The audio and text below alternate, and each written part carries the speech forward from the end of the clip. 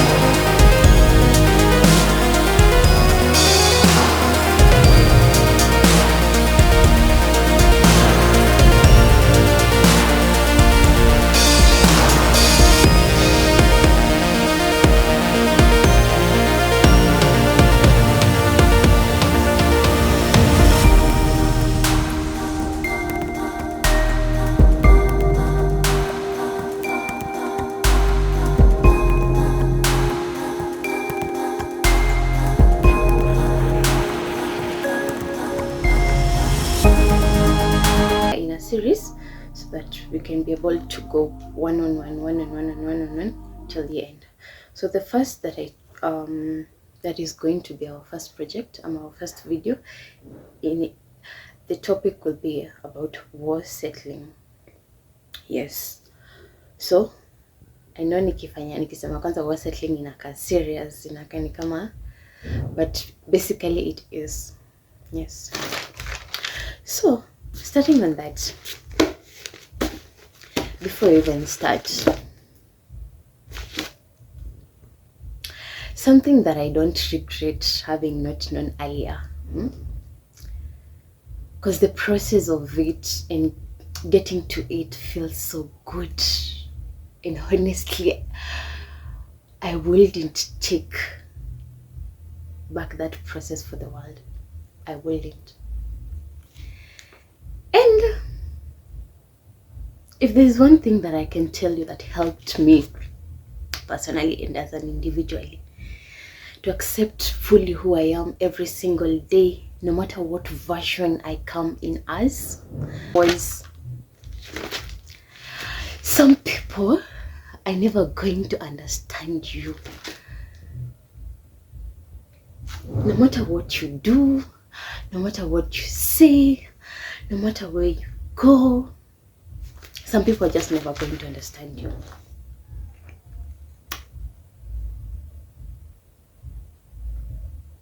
So much that they will actually want to show their frustrations on you through fights, through arguments, through trying to put you down, those projections that I usually talk about. And insecurities speak louder, so they will want to project the insecurities on you. Some are just going to flat out dislike you. Some simply won't care about you. They will not care about you. They will not care if you exist or you don't exist. They will not care. And you can go far by trying to be a people pleaser. You can go far by trying to be at everyone's good side. But by the point you reach where you're supposed to go, you'll have twisted yourself, bent yourself. You'll have broken parts of you and undo the person you are so many times that it will not even be worth it. Haitakuwa worth it for real. Utakuwa umejaribu kufit in, umejaribu kwa huyu, umejaribu kwa huyu, and it will not even be worth it, because at the end of the day, people will never see you if they don't just see you, no matter how much you force it.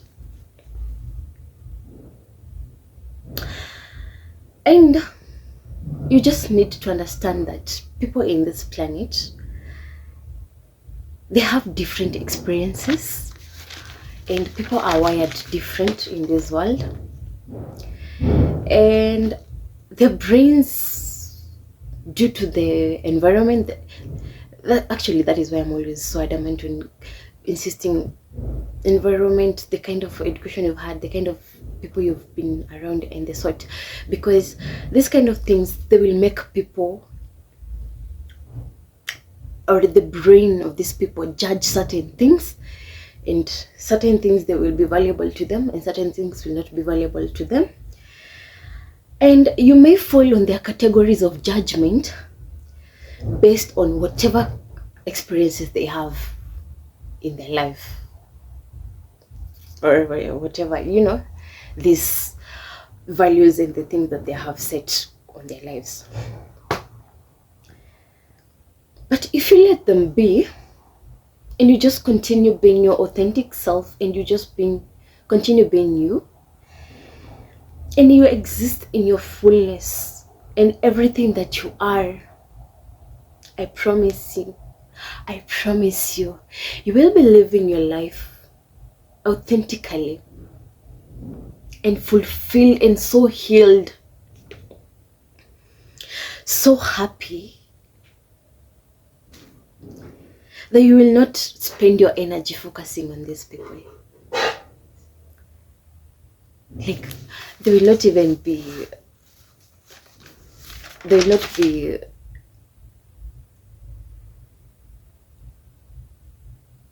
doing anything to you, no matter what they say, no matter what they, because you will have known yourself, and you will be in your energy, and you will know yourself fully. So this kind of things, they cannot do anything to you. And no matter what goes on in your surroundings or in your external reality, what is inside you will always manifest.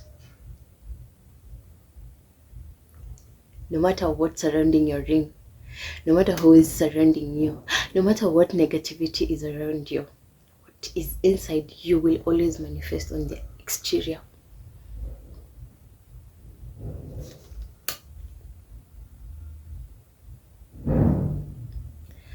Because of the freedom that you have inside you. Yes.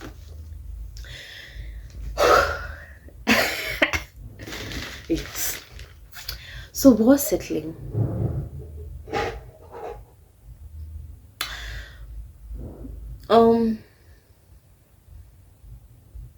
We are all different, and we come from different backgrounds, and we come from different upbringings. We come from different sets of beliefs and different set of values that will guide us.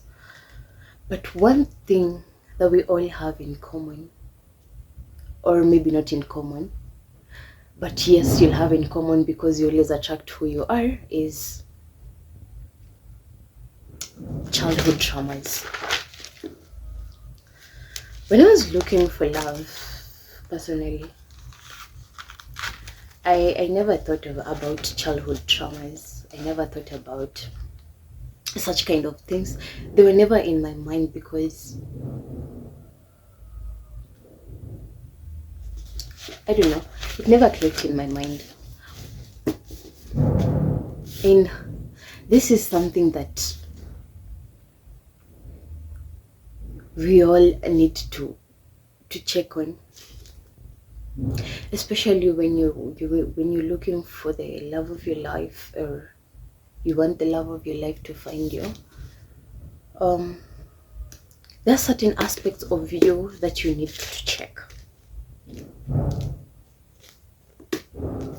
and in one way or another, we always we what do I say, we are a product of our parents, we are a product of our environments, we are a product of the things that we surround ourselves with. So on most occasions, you'll go picking on things here, there, here, there, here, there, here, there, as you're growing up, and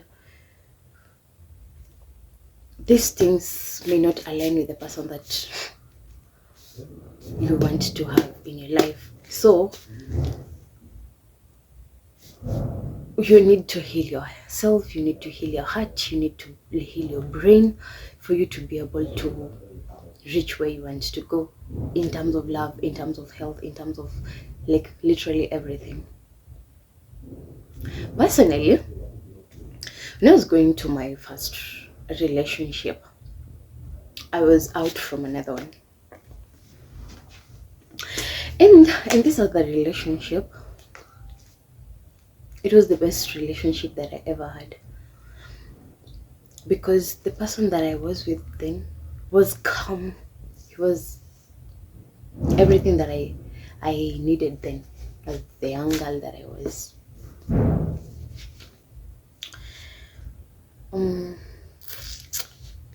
But it reached a point I started seeing other sides of him, which were being detrimental to my mind. They were being detrimental to my soul. They were being detrimental to my what? To my health. So I decided to opt out. And I remember calling him and I told him, we'll need to leave. We'll need to, this cannot go on anymore. Like we cannot move like this. And at first it was so hurtful to me, because like seeing like you're breaking the person that is meant for you, it breaks your heart, because obviously you have feelings for this person. It's not that it's somebody who you did not love. It's somebody that you loved and that you cared for, and that's somebody that you had seen yourself in and you'd seen yourself with. So when I opted out of this, home was not safe for me. I did not feel safe at home. So I decided and I opted to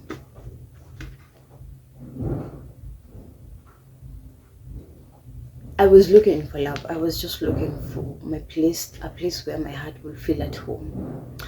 I feel a place where I will be able to lie, and my heart will not pound because I'm pressured. My heart will not pound because I'm stressed. My heart will not pound because I'm feeling some type of way. It will pound maybe because I'm in love. So yes, I met with this person. I remember the first time I saw him. He was looking amazing. And kanajambia kai ai ndo huyu sasa. the one. This one is the one. The one. I was so excited. And this person, we'd known each other for a while. Actually, we'd known each other while I was still in high school. Even when I was with my current boyfriend, we used to talk. We used to, he was my friend. And the way he came in a wave that I was in need of.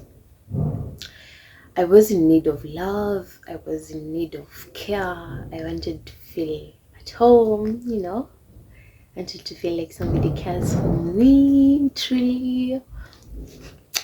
I wanted to feel, and he was giving that at the moment. So,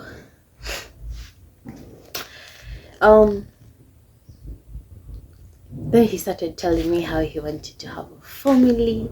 Nisema kai, ametoka wapi jamani? Ametoka wapi jamani huyu? This is the one of my dreams. And actually I had been praying. I did not want to find somebody who was not in alignment with me. And as much as by then, actually, I did not even know things to do with alignment and things to do with, I was just like, this is the person that I want. And I used to have a list of things that I wanted from my boyfriend. Yes. And I used to pray for this list every single day. And I used to tell God, like, God, this person, this is the man that I want.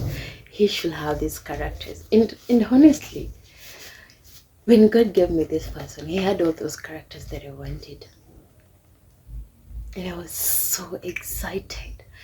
I was so fulfilled. I remember telling myself, like, there's no looking back. If this is what God has seen is good for me, then I'm going to go with this.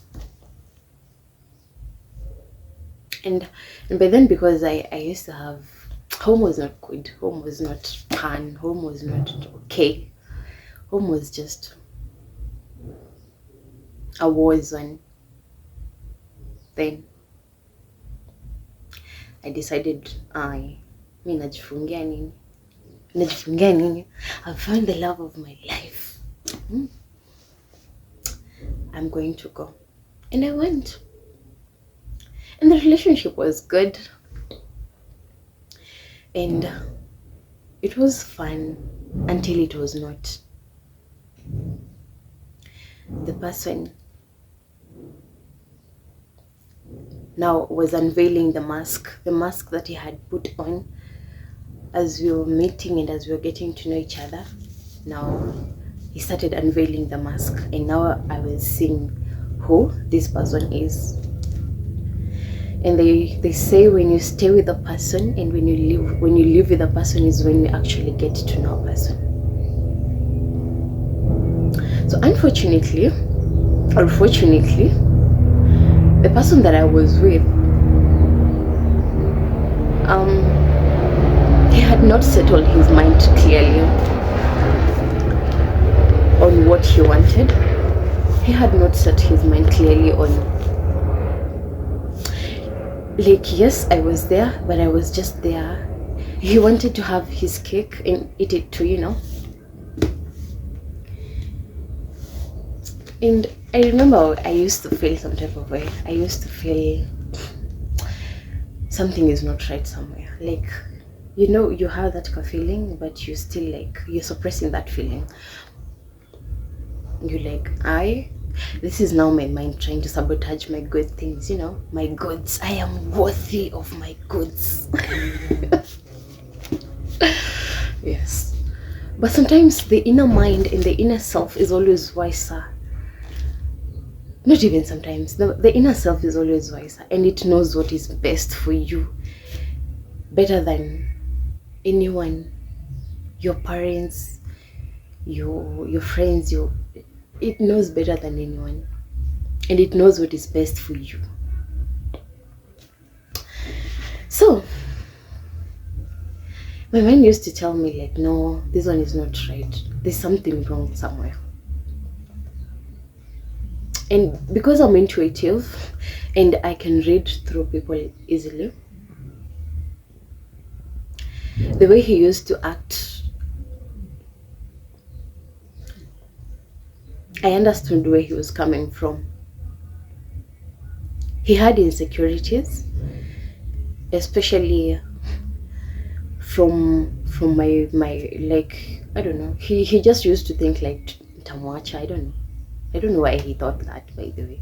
He used to think nitamwacha na nitaenda, and when somebody, that is their main thought in their mind, it manifests. So he opted to cheat on me before I even cheat on him. I remember one particular day tulikuwa tumekaa kwa nyumba, then he called me, and when he called me akaniambia, he used to call me Gadho. Akaniambia, Gadho, mimi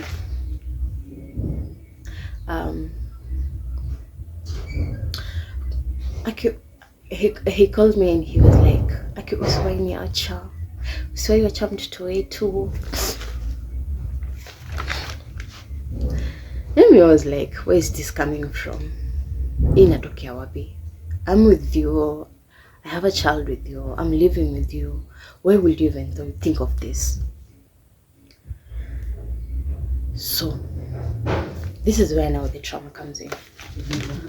When you have childhood traumas, it will put you in a situation where you will sabotage things that are good for you just because you're not secured in yourself, just because you have insecurities, just because you have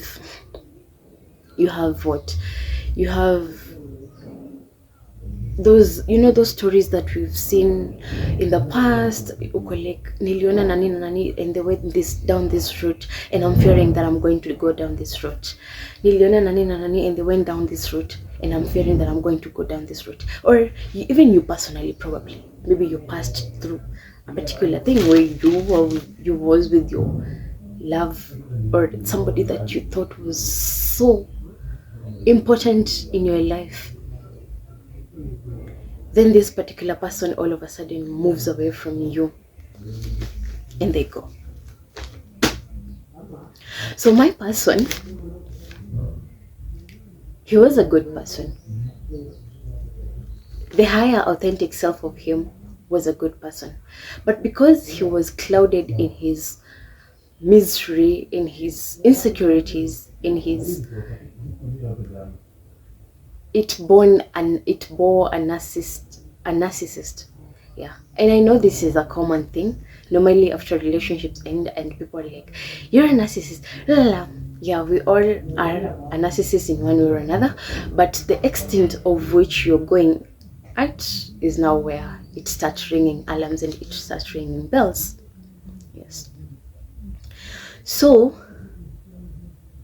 when I was in this relationship, I remember 6 months when I was preggo, he came and he was just amenuna tu for no particular reason.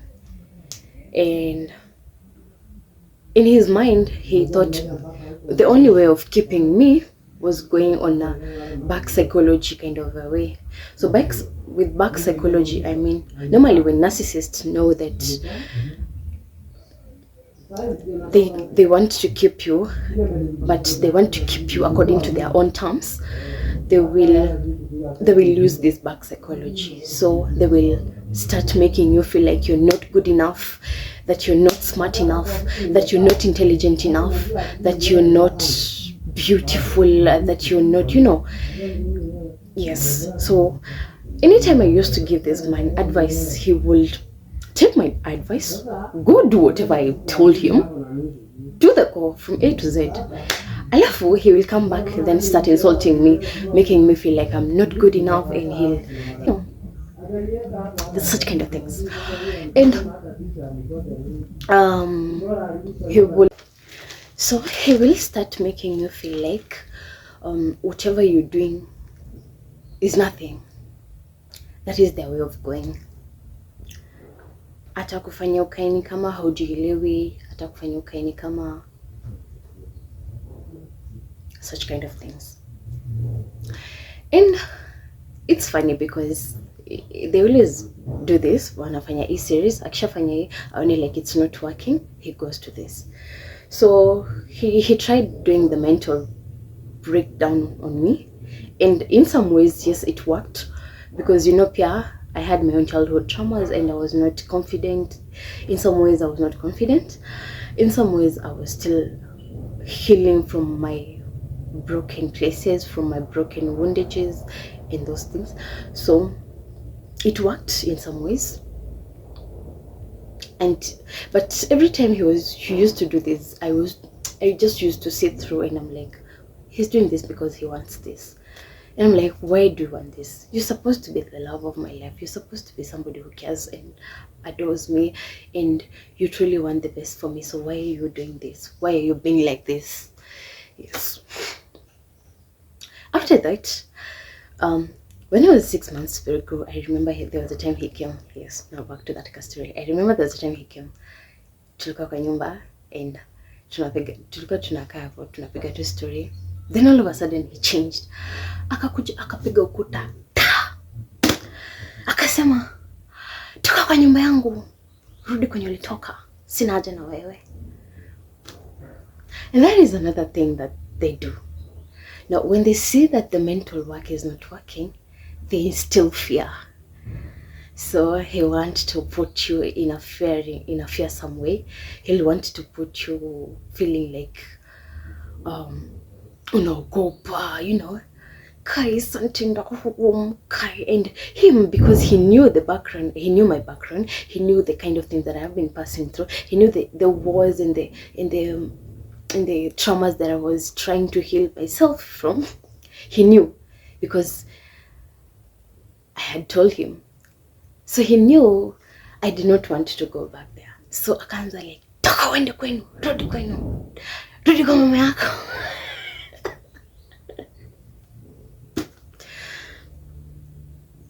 And which later on he came to reveal himself, because I remember when tulikuwa tumeachana and now I have moved on and I'm living on my own.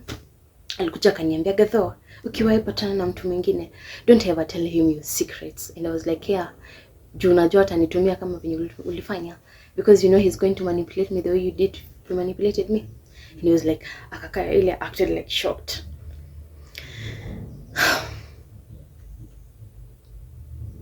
Yes.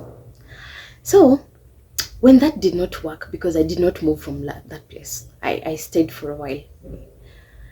He tried 3 times when I was 6 months prego, when I was 8 months prego, and then there was another time pia usiku. Alikuja usiku after ametoka kwa office yake, akakuja usiku. Then the friend called me and he was like, huyu amekuja na ako na mahasira. Akikuja akikuongelesha, just know how to navigate, just know how to talk to him. Akakuja akaingia kwa nyumba, akachapanisha vitu kwa kuta, he holds, akanishika hivi anataka kuninyonga, akaniambia, hiti unachukia Wakikuyu.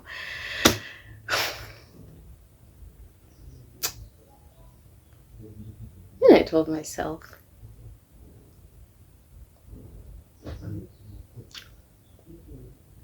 why am I doing this to myself? As much yes, I love this person to the core, why am I doing this to myself? I started questioning myself. Hapo tu mapema. Then nikaone like, apana, like you always want to give them the benefit of a doubt, and you're like, this is this person that I love truly, and I love this person, and why am I? I should be helping them, I'm supposed to be their support system. I'm supposed to be that somebody who is there for them.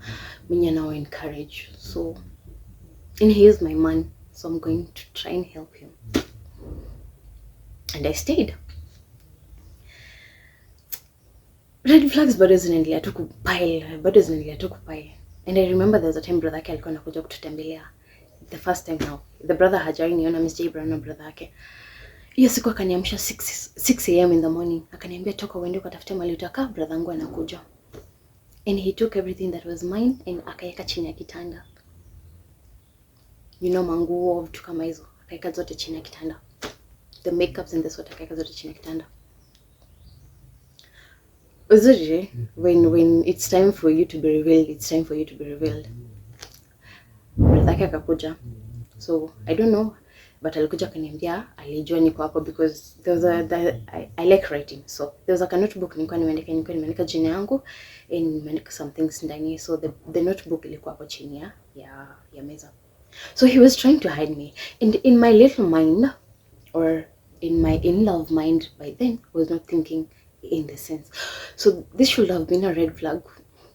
Ningefaa kujiuliza, why is he hiding me?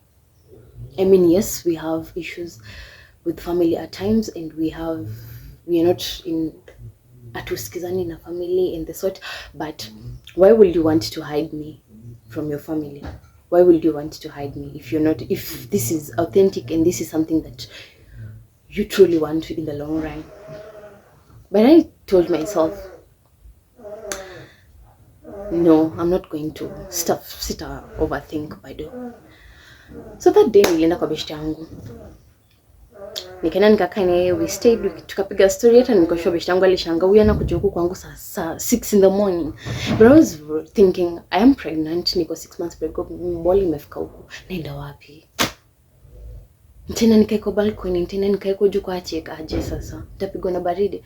So because my friend was near, I went nikakaa kwa kwake. Kaka.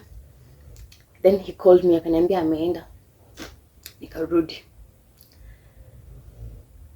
Later on, now when I was around 8 months ago, he used to when we used to stay with him together, alikuwa anakuja like 2 days anakuja home, 2 days anaenda nje, 2 days anakuja home, 2 days anakaa nje. That was, and for me, I was understanding because I knew he was working. So, and I never had that mind in me that he was cheating or he was doing me dirty uko nje. I used to think he was just being authentic because me, I was being my authentic self, and I used to tell me, you attract who you are, you attract who you are, you attract who you are. So I thought like the way I was authentic is the way he was authentic also, but he was not. So nika almost kupata boy. My mom called and she told him alitaka nikuja home because my mom was worried niko peke yangu, I was going to get mtoi, and now this person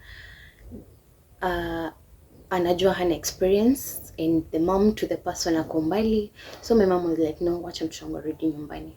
And I came back home. I remember I came around October hivi.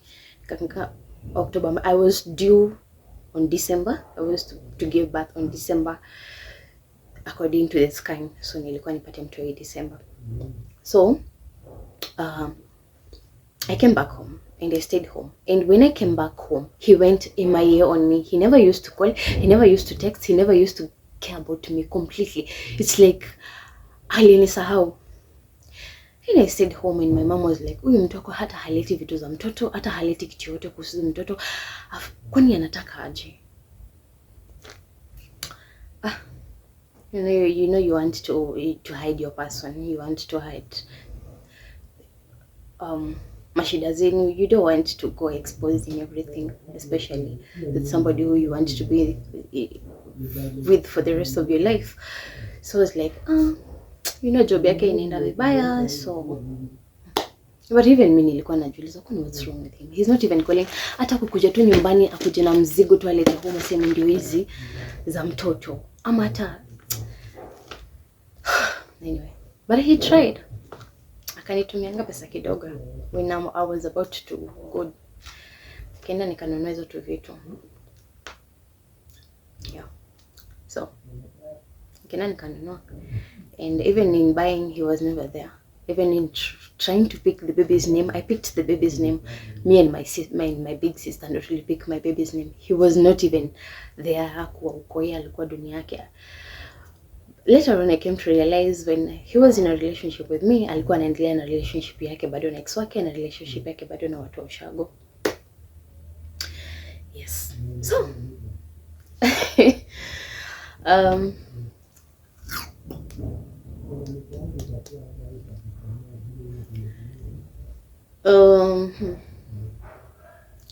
after nilipata mtoi ikakuwa I need to go to their side. So unajua ukipata mtoi mama ya now the father's side of the baby wanafaa kukunyolia mtoto, si ndio?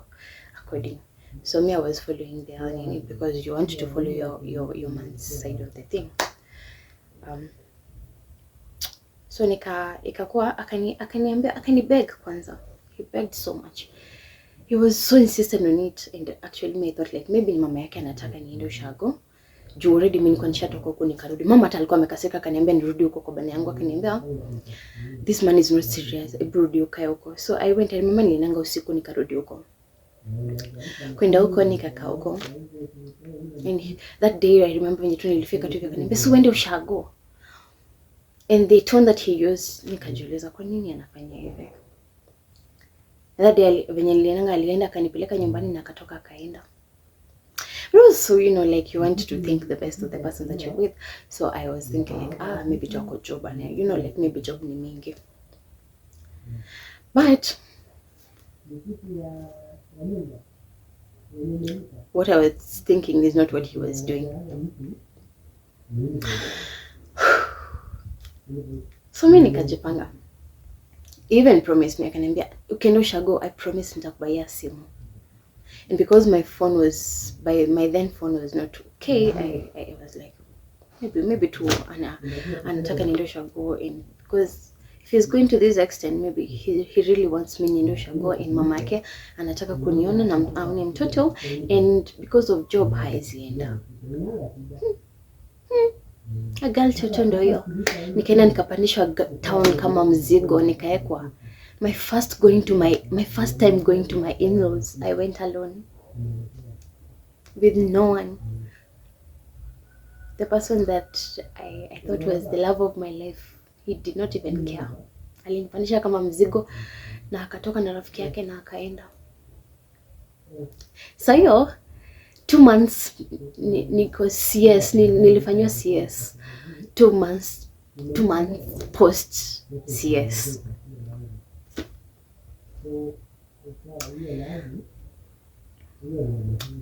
Nikaambia tu God, I don't think you can put me in a scenario or a situation which I'm not strong enough to handle. So me, I'm going to go, and I don't even know where I'm going, but I trust that wherever you're taking me is where I'm meant to go. And even if it's not where it's not meant for me, I am supposed to go because there's a reason why you're taking me here. So I went to Shago and nikapatana na mamake. Mamake was so good. He was so good and kind, and he took care of me. She took care of me. Na brother yake huko, the small brother, niliwapata huko. Tukakaa huko. Nika mtoto akanyolewa, wakakaa na mtoto, akaangalia mtoto. But in my mind and in my heart, I was still not even okay. Hata you never used to talk, by the way. Walikuwa wanakaa wananiangalia tu, mimi naangalia tu. Because I'm in a foreign place, I don't even know how these people are. Sijui wenye wanapivingi. I don't even know. Like I have no one to introduce me. I'm introducing myself.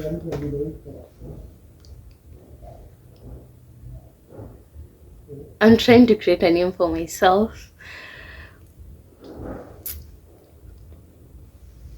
But I knew it's okay. I was telling myself it's okay. I stayed there. Unfortunately, Corona worked. Corona happened. So when Corona happened, I was locked there. And mind you, this person, hata hiyo siku nikienda ushago, he never called me the whole day. Hata kujua kama nimefika wapi ama nimefika wapi, he never called. Alipigia mama yake, na mama yake anipigia atake kujua nimefika wapi.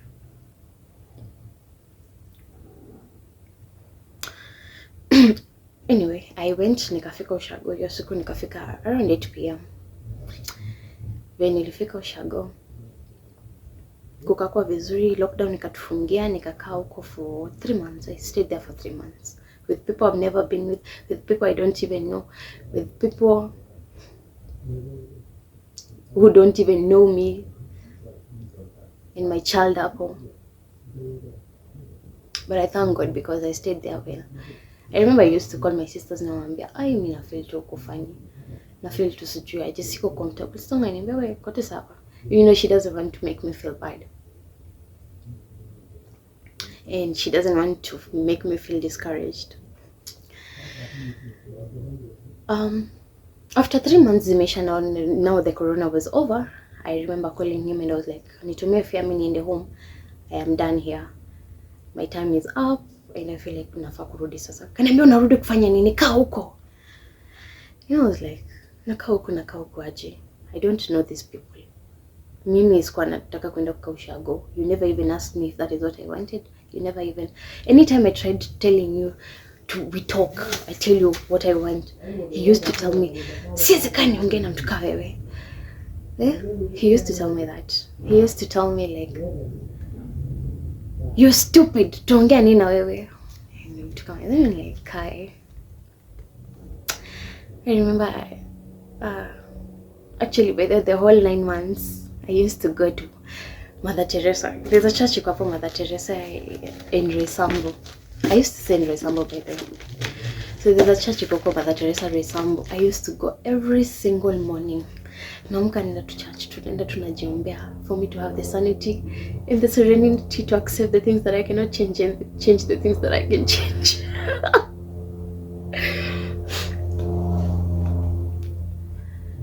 So when I told him I want to go back, I left again when I felt bad. Alafu unajua hata nikiwa huko Shago, he never used to call me. Naikumbuka nikiwa Shago tukitu, meditation just told me, this one is not even for you. He's lying on you and he's cheating on you. So nikainsist nataka kuja Ushago na nataka kurudi town na nataka kurudi. Akanitumia fare kimadharau. Nikamwambia mama yake bye and I told the brother bye and I packed my things and I went home. So when I came huku nikapata vitu zangu zote tena ziko bado chini ya kitanda. We used to say in a bed sitter. Kila kitu yangu iko chini ya kitanda. Ama inaitwa bed sitter ama studio apartment, yes. Kila kitu yangu iko chini ya kitanda and I asked him, mbona kila kitu yangu iko chini ya kitanda? Akaniambia nilikuwa nafanya cleaning. And I was like, ulikuwa unafanya cleaning and everything that is mine iko chini ya kitanda isipokuwa tu zako. Mbona zako ziko tu sawa, zangu ziko chini ya bed? And I felt so uneasy and I felt so bad. And I remember telling God, if this is not the one for me, honestly, just reveal. Acha nikwambie, Mungu anajibu hiyo maombi haraka. I don't know why God answers that prayer so easily. So when I asked him kama I point blank asked him kama he was cheating on me. Kaniambia, no, I'm not cheating on you. You're just being you're just being delusional, you're just thinking your own head. Unafikiri kitu unafanya ndio kila mtu anafanya.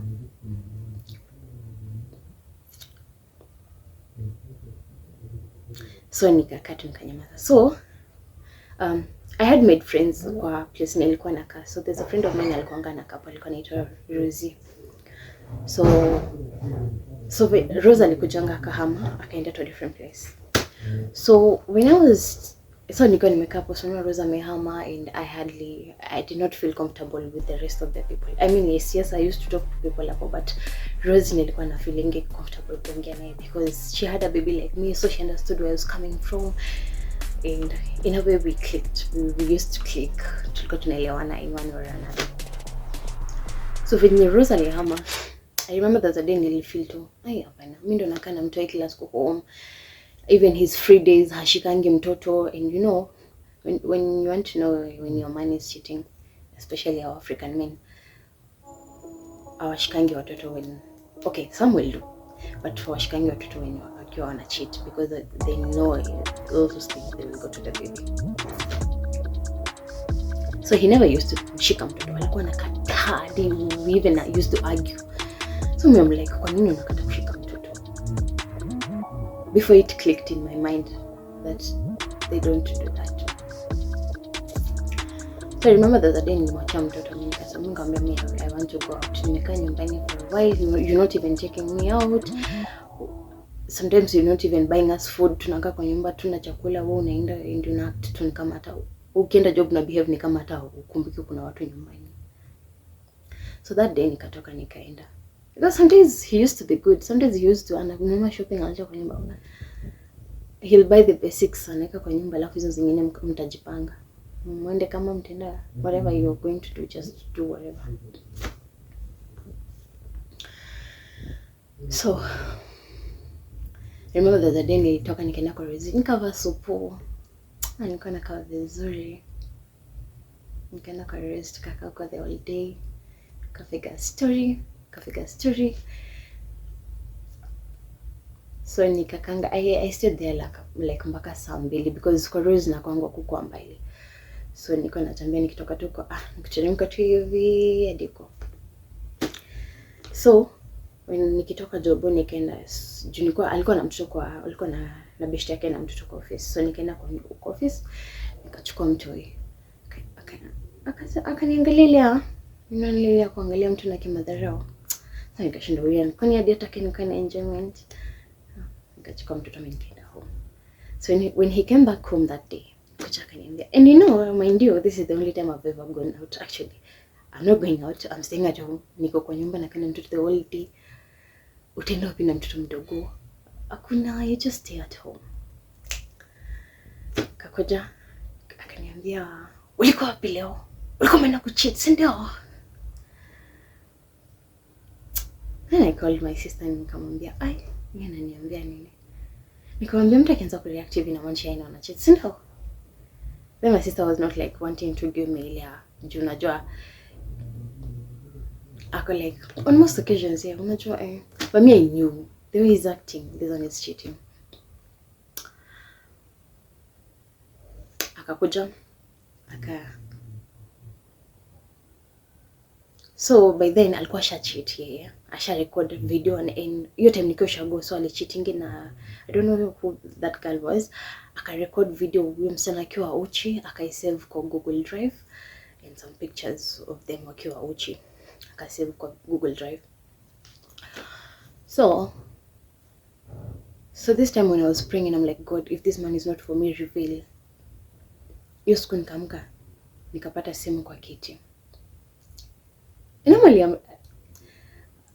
I wouldn't go through somebody's phone unless something, when my intuition tells me to go through your phone, I will, because I know there's something I need to see.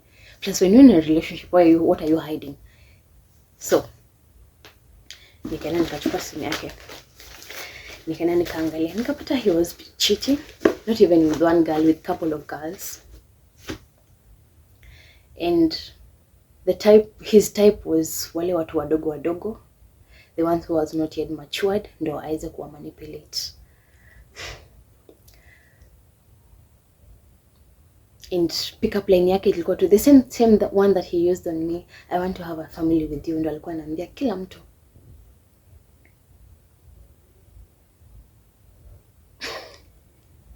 I felt so stupid. Na nikafeel vibaya.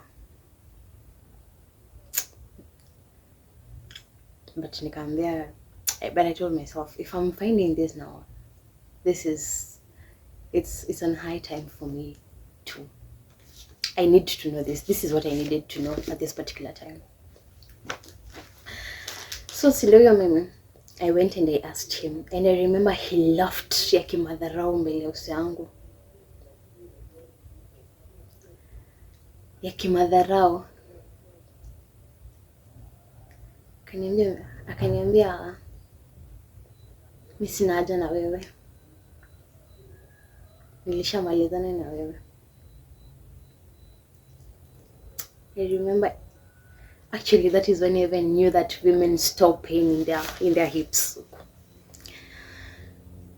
I remember nilifeel too crushed from head going down, like I was just crushed. Every part of me, like ilienda ni kama it's on a shock mode. I went on shock kwanza. Nikatoka nje na mtoto wangu, nikabeba mtoto nikaenda tuka barabara tu, nikakaa mahali. I cried. nikalia. And mind you, by this time sikuwa nimeona kwanza hiyo video yao wakiwa uchi. Sasa niliona tu text kwanza kwa simu. I cried. Nikijua tu venye amekuwa akinifanyia madharau, akinitesa, anakata hadi kuacha food kwa nyumba, anakata hadi kutushukisha nywele. Like, I felt so bad.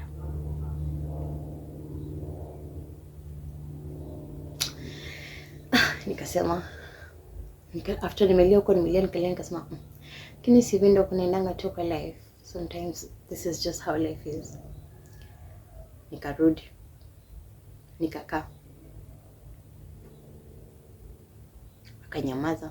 Nikamwambia mimi nimekusamehea because I know huku unafanya hivyo with you. Plus in my mind I knew this is not, he has insecurities in him, and I have felt those insecurities, and I knew he had insecurities. So I was like, nimekusamehea. And I remember going and telling my friend, and my friend akaniambia story yake, and ikanipea motivation. I was like, maybe I'm not alone. Maybe this happens. And maybe I am strong enough to endure.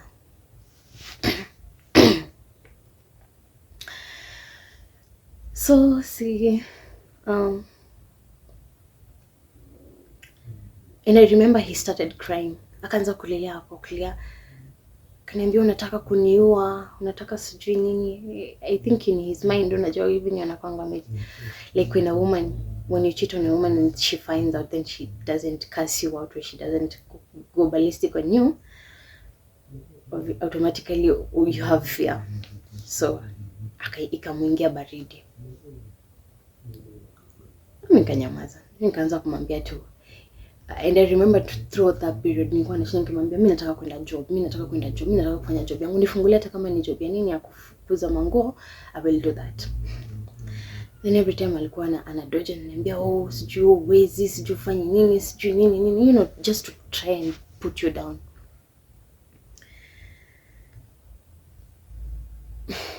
And by this time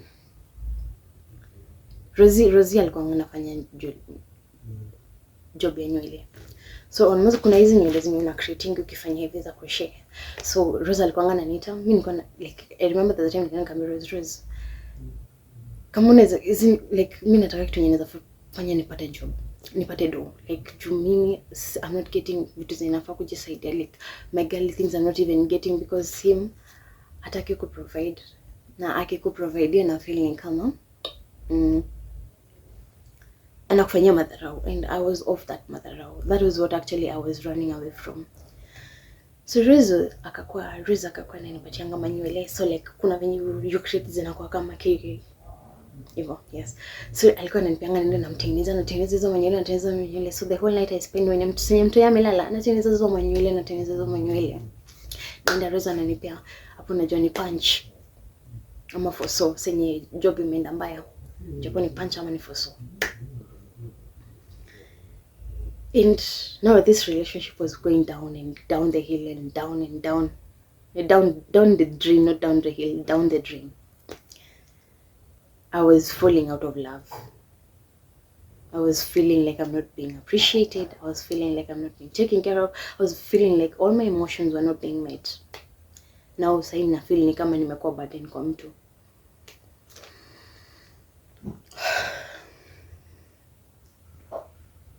Now the last, and after like hiyo period ikakuja ka feel like you know, like now navigating through your period, tukakuja tukabishana, tukakusana. Mimi nikamwambia, because actually hata kulikuwa na program nilikuwa nafaa kwenda kujoin, nikamwambia acha mimi niende kwetu. And I remember that particular day akakuja akapiganisha vitu kwa nyumba before now niende, akapiganisha vitu kwa nyumba, akavunja vitu, akaninyonga kwa kitanda. And when I went that day, I remember the next day nilimtext asubuhi nikamwambia mimi nimeenda kwetu na sitawahi rudi. Na nakumbuka alinitumia 200 kama fare. And I went. And even though I knew home where I was going was not fun, and it was not a place where I wanted to be, because pia home, my mom sometimes gets all in her things and anakuwa tu she's not good for. I knew that place was not safe for me. My dad na yeye atakuja leo akujaanza kuongelesha shit, and I told myself I was going to go back. And nakumbuka kuna wakati, oh yes, so when I came back home, ikakuwa like my sisters knew how home was, so tukaorganize na sister yangu, akaniambia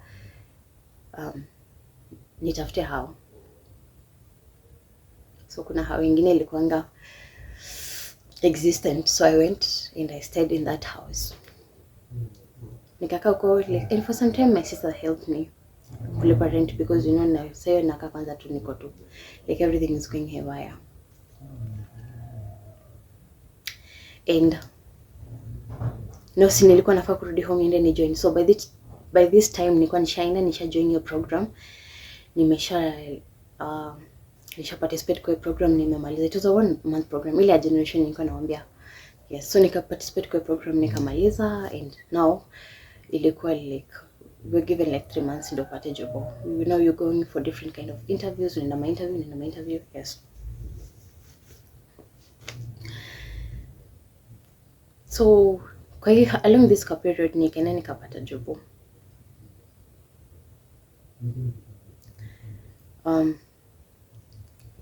And before nipate hiyo kwanza, I found another one now the one that was working PPL. Nikafanya na hiyo for a while until nikafika nikaenda sasa kwa nyingine. So my life was starting to look better. Things were looking better for me. Like it's running smoothly, you know. And unajua nikitoka kwa nyumba yake hiyo siku venye nilimwambia after nilitoka huko, I remember the time I went back, I was still feeling like a relationship hapana, kuna mali tu imekwama. This was not supposed to end like this. Like nunani kama dream. So I went and I tried to talk to him. I remember hata kwa ofisi yake tulibishana huko kwa ofisi, tukabishana, tukaargue. And I remember that day he told me, give me 1 year, utaona pale nitafika. Nipatie mwaka mmoja, you'll see where nitafika. I told God,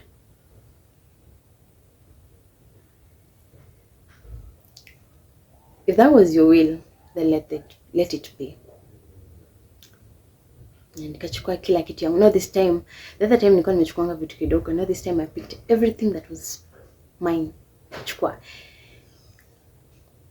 Na nakumbukanga before niende alikuanga amenipatia 3k. Hiyo 3k alikuanga ya niende nikalipe kwa program. Hiyo 3k nilichukua nikapea mtu wa Uber, nikamwambia take me home. Na nikaenda nyumbani. Anyway, when I was at home nikatafuta do, nikaenda join program, nikasoma, nikamaliza. So see, collect is working out. Nimepata job, I'm working, though I'm not looking, though my life is not okay, it's okay, but at least I have a job that I'm doing. I have things that I'm running, you know. My child is happy, I'm trying to heal. So akaanza kuona like nimeanza kusonga na nasonga bila yeye. Akasikia vibaya. And me, because in most occasions unaanga like mtu akikosana na baby daddy wake, they don't want to associate with that person and wanataka put off their life. And me told myself that was not going to be my story.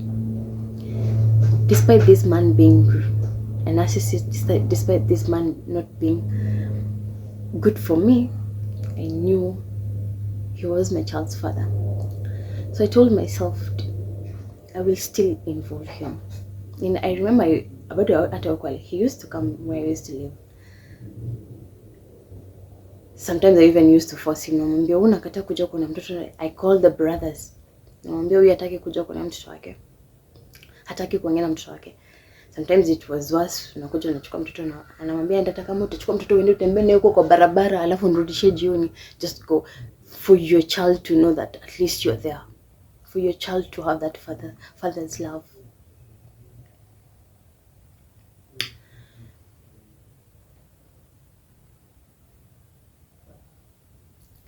And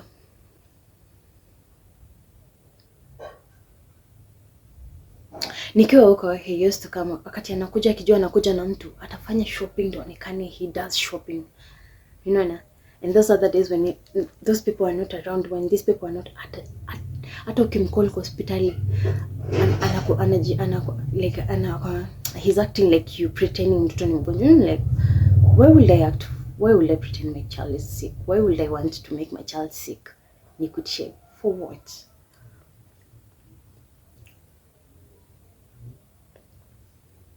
Anyway, we shall continue. So what am I trying to imply when I'm telling you this story? Your childhood traumas will want you to will force you to be somebody that you're not. Will force you to be like, you say, kama mimi, my childhood traumas zilikuwa zimeni suppress. I never used to talk for myself, and when I used to talk, alikuwa anatumia hiyo he knew nilikuwa na nyamaza sana, so he used to use that to his advantage.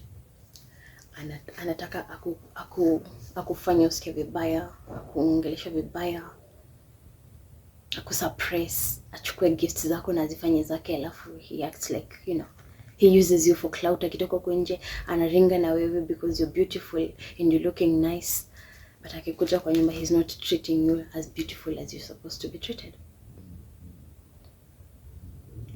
So when I was staying huko kwa nyumba yangu alone, I told God, I know hurt people hurt others. Now, ukitoka kwa place where you have been mistreated, you've not been given your flowers, you've not been accepted, you will want to go do that to another person. So for me, what I did, I closed my heart, and I started operating on my dark feminine energy.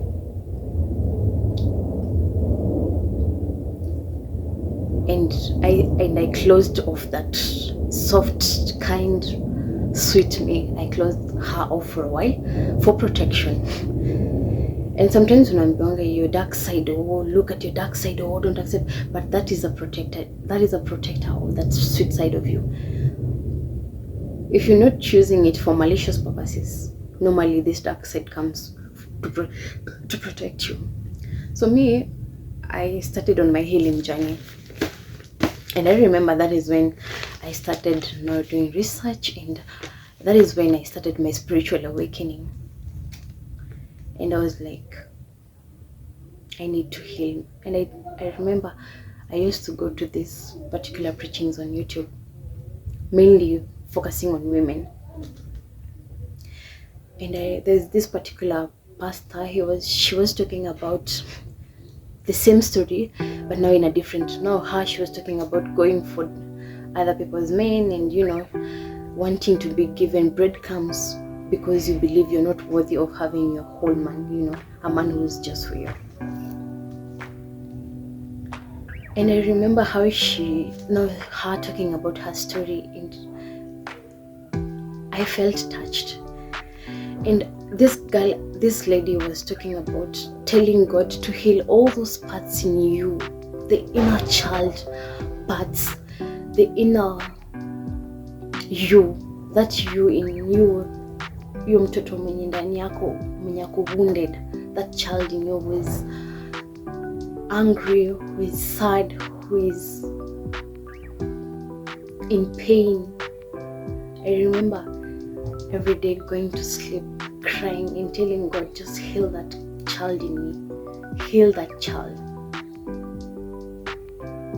And I was violent verbally.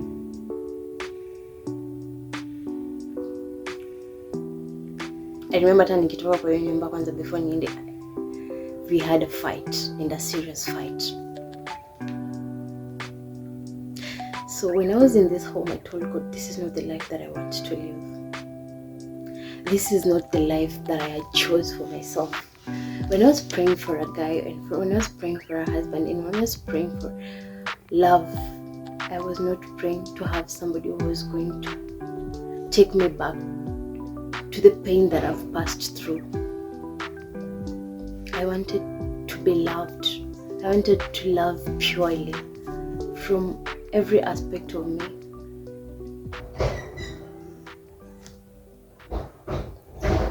So when God gave this man to me and he was not appreciative of me, I decided to leave because I respected myself enough, and I knew if I stayed there, it would be a detriment to my heart, to my mind, my soul, my goals, everything.